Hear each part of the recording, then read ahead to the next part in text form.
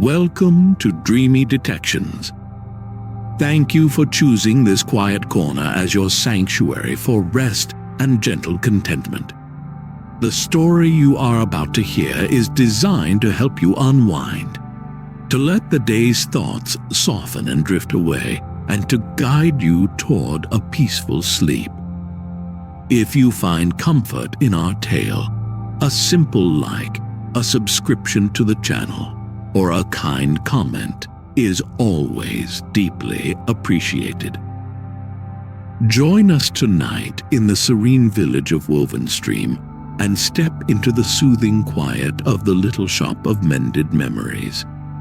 Prepare to be enchanted by the scent of warm clay, the sight of shimmering golden dust, and the gentle art of repairing broken things with beauty and care. Let this world provide a soft place for your mind to land, a moment of stillness and restoration just for you. Chapter 1. A Quiet Place for Broken Things. The village of Wovenstream revealed itself to Thomas Croft slowly, like a page turning in a well-loved book. He walked along a lane paved with smooth grey flagstones, worn down by generations of unhurried footsteps.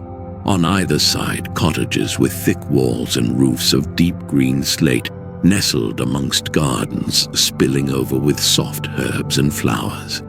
The air itself seemed to move with a gentle purpose, carrying the scent of chamomile and the drowsy hum of bees. Thomas felt the city's frantic pace begin to dissolve from his memory, replaced by the slow, steady heartbeat of this peaceful place. His wanderings led him to a quieter part of the village, where a narrow lane curved towards a stand of old willow trees. Tucked between a bakery, from which the warm scent of bread was gently wafting, and a small cottage with lavender blooming in its window boxes, was a shop. Its facade was simple, with a door painted the color of a summer sky and a large window framed in dark, weathered wood. A hand-carved sign swung almost imperceptibly in the breeze, its letters beautifully formed, "The Little Shop of Mended Memories." The name itself was a quiet invitation, a promise of gentleness and care. Thomas paused, feeling a gentle pull towards the doorway. He peered through the clean glass of the window and saw a space filled with a soft, warm light. Shelves lined the walls, and on them stood objects of all shapes and sizes: bowls, vases, plates, and teacups. Each piece was clearly old, and each bore the marks of repair. Fine, shimmering lines of gold traced the paths of old cracks, turning what had been damage into a beautiful, intricate pattern. It was a gallery of imperfection made perfect, of brokenness made whole and beautiful again. He pushed open the door, a small brass bell above it issuing a single, soft, melodic note. The air inside was still and smelled wonderfully of clean earth, something sweet and resinous like honey, and the faint, dry perfume of dried flowers hanging from the ceiling beams. The shop was filled with a deep, soothing quiet, a silence that felt ancient and comforting. Sunlight streamed through the large front window, and in its beams countless tiny flecks of what looked like gold dust danced and swirled in a slow, hypnotic ballet.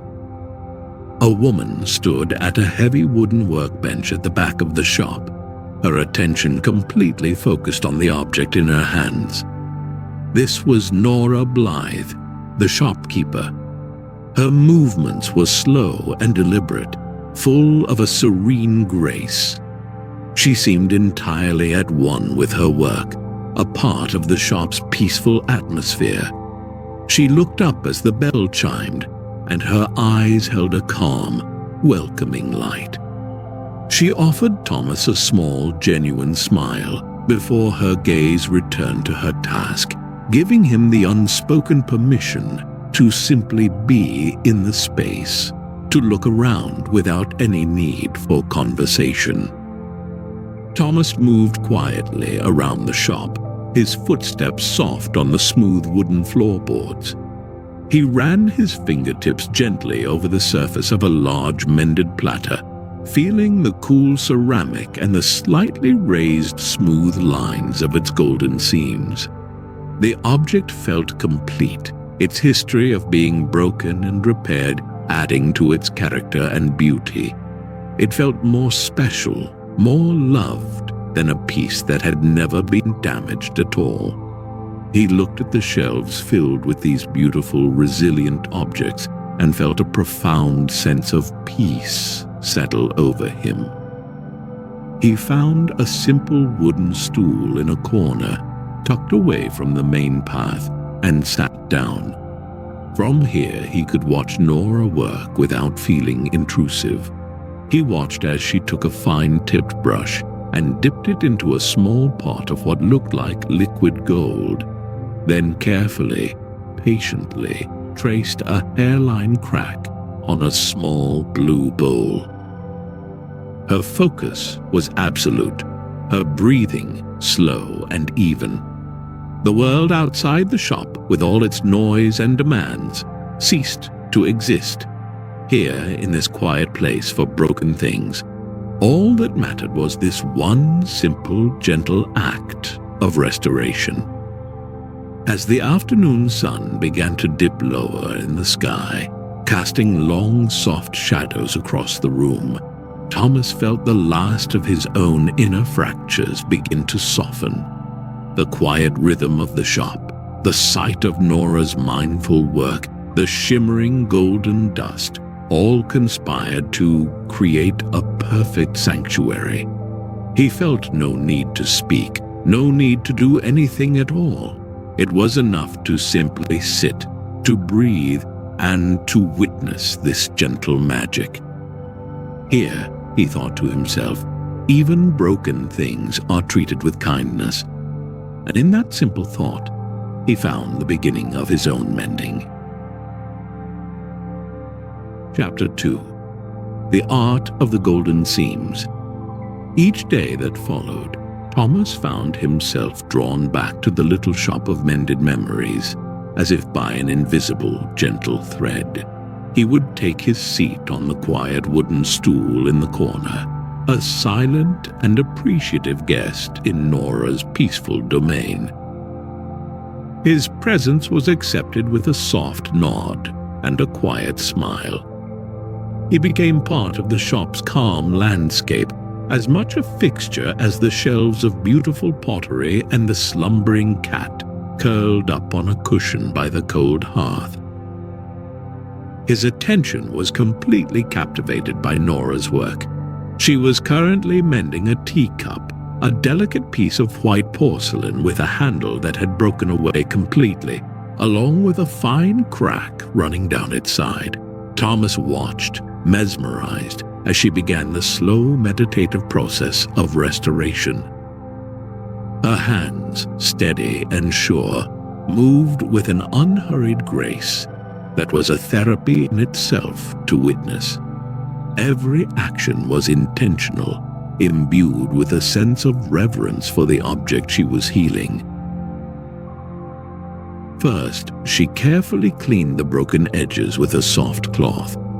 Then, using a small, smooth wooden tool, she applied a special adhesive, the scent of which was sweet and earthy. She joined the broken pieces together with a surgeon's precision, holding them in place with a calm, unwavering stillness until they were set. There was no sense of frustration, only a deep, abiding patience. The silence in the shop was punctuated by the soft, rhythmic scrape of her tools against the ceramic, a sound that was both grounding and deeply soporific. The next stage was the one that Thomas found most enchanting. Nora took up the small pot of golden lacquer. It shimmered in the light, a pool of liquid sunshine. With a brush as fine as a single strand of hair, she began to paint over the sealed cracks. She followed the lines of the fracture with a steady hand, transforming the signs of damage into paths of beauty. The gold filled every tiny fissure, creating a new, unique pattern that became part of the teacup story. It was a quiet declaration that healing could be more beautiful than the original unbroken state. He watched the way the light from the window caught the nascent golden seams, making them glow with a soft inner warmth. The process was slow, requiring periods of waiting for the lacquer to dry, moments of pure stillness when nothing happened at all. During these pauses, Thomas would let his own mind become still. He would focus on the motes of golden dust dancing in the sunbeams, or the gentle rise and fall of the sleeping cat's breathing. He was learning through observation the art of patient being. The puzzle of the shop, the source of its profound peace, was slowly revealing itself. It was not a grand secret, but a simple, powerful truth. The magic was in the care, the attention, the gentle, loving focus poured into the act of mending. It was in the philosophy that brokenness was not an end, but an opportunity for a new kind of beauty. Thomas felt this understanding seep into him, soothing the frayed edges of his own spirit. Just by being in this space, by witnessing this quiet art, he felt himself becoming more whole.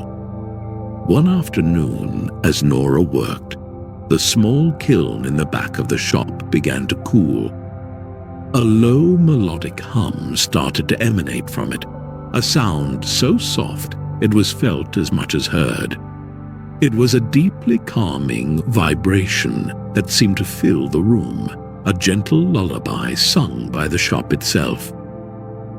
Thomas closed his eyes, letting the sound wash over him, and felt a wave of deep relaxation, a sense of safety and profound peace that was more restorative than any sleep he had experienced in years.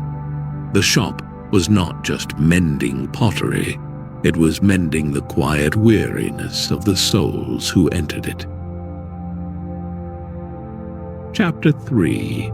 Stories Held in Loving Hands. As the days softened into a gentle rhythm, Thomas began to feel less like a visitor and more like a quiet part of the shop's daily life. His silent observation was occasionally punctuated by sparse, gentle conversations, not only with Nora, but with the villagers who came to her door. They arrived bearing their own broken treasures, wrapped carefully in soft cloths, their faces full of a quiet hope. They came not just for a repair, but for the special kind of healing that only Nora's shop could provide. An elderly man brought in the pieces of a large ceramic vase, its blue glaze the color of a twilight sky. He spoke in a soft, reedy voice, telling Thomas and Nora how the vase had stood on his grandmother's mantelpiece for as long as he could remember. He wasn't sad about it being broken. He was simply looking forward to seeing how the golden seams would tell the next part of its story. He spoke of Nora's work as a continuation of love, a way of honoring the memories held within the object. Another time, a young woman came in with a small, handmade bowl, broken cleanly in two. It had been made by her child, its shape charmingly imperfect, its surface holding the faint imprint of small fingers. She explained that she wanted it mended, not just to fix it, but to show her child that even when things break, they can be made beautiful again. Perhaps even more so. Nora handled the small bowl with the utmost tenderness, her smile conveying a deep, shared understanding. These interactions were a revelation to Thomas. He realized the shop was a nexus of community feeling, a place where shared stories and gentle sentiments were exchanged. The mended objects that filled the shelves were not just repaired items. They were tangible pieces of personal history, now bearing the beautiful, visible marks of their survival. They were symbols of resilience, of love that endures through breaks and fractures. The warmth the villagers spoke of feeling from the golden seams was not just physical.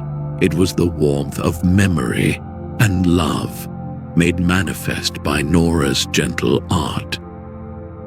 One quiet afternoon, Nora herself spoke to Thomas as she worked. "My grandfather taught me this," she said, her voice as soft as the dust motes dancing in the air. "He said that every object holds the feelings of the hands that have held it. When we mend something with care, we add our own peaceful feelings to it. The gold helps to hold it all together." This simple explanation felt profoundly true.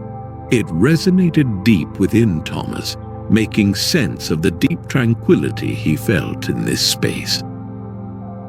The shop was a library of emotions, each mended piece a book telling a story of affection, of family, of quiet daily life. By mending the objects, Nora was honoring and preserving these gentle histories. And those who held the finished pieces were able to feel that lineage of care, a connection to the past made beautiful and present through the glowing golden seams. Thomas felt his own appreciation for the world deepening, his focus shifting to the quiet stories held in the simple objects all around him. He was learning to see with a new kind of quiet attention, to feel the gentle energy that resided in things that were well loved. He found himself enveloped in the community's warmth, a warmth as real and comforting as that from a hearth fire. The villagers would greet him with a soft smile on the lane, a quiet acknowledgement of their shared sanctuary. He was no longer just an observer. He was a participant in the shop's gentle life, a keeper of the quiet stories he was privileged to hear. He was part of a world built on the simple, powerful idea that taking the time to mend something, whether a teacup or a quiet sorrow, was the most important work of all. Chapter 4: The Wholeness of a Mended Cup. The day came when the little white teacup, the one Thomas had watched Nora mend from the very beginning, was finished. He had seen its journey from shattered pieces to a whole and beautiful object. Nora had polished the golden seams until they shone with a soft, gentle light, creating a delicate web of beauty against the pure white of the porcelain. The handle was secure, the fine crack now a graceful golden river running down its side. It sat on her workbench, a quiet testament to patience and care. That afternoon, after the last of the day's visitors had departed, Nora wiped her hands on her apron and picked up the cup. She held it for a moment, her expression one of serene satisfaction, before she turned and walked over to where Thomas sat on his stool. She held it out to him, not with the air of a transaction, but as a simple, heartfelt offering. "I thought you might like this," she said softly, "to hold the quiet of this place." Thomas reached out and took the cup from her. He held it cupped in both of his hands, his fingers naturally finding the smooth, cool surfaces of the porcelain and the slightly raised, warm lines of the golden seams. As his skin made contact with the gold, a gentle, pleasant warmth began to spread from the cup into his hands. It was a tangible sensation, a soft, soothing heat that felt like captured sunlight. The warmth flowed up into his arms, loosening a tension in his shoulders he had been holding for years. He looked down at the cup, at the intricate map of its mending. The golden lines were not a scar, they were a beautiful integral part of the object. They told a story of fragility and strength, of being broken and becoming whole again in a new and more interesting way. In that moment, holding the cup, he felt the profound sense of wholeness the villagers had spoken of.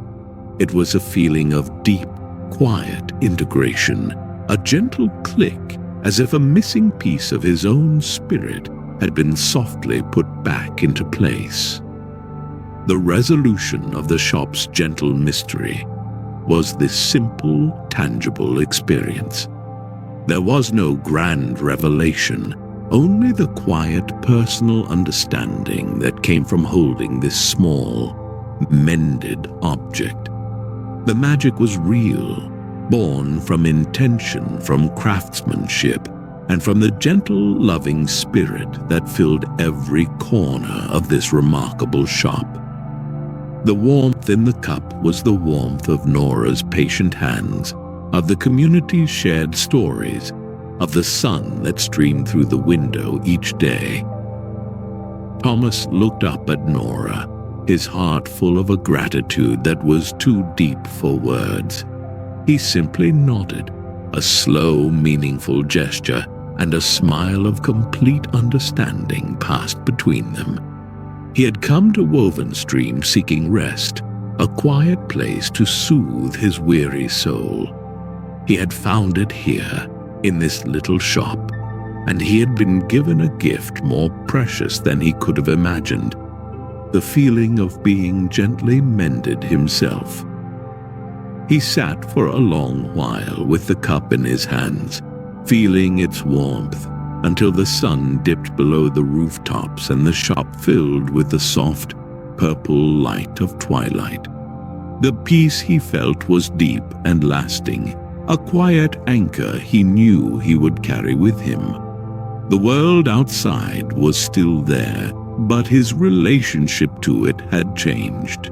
He had learned the art of the golden seams, to see the beauty in imperfection, to value patience and care, and to know that broken things, when held with love, can become the most beautiful of all. He left the shop that evening not with a souvenir, but with a piece of its tranquility woven into the very fabric of his being.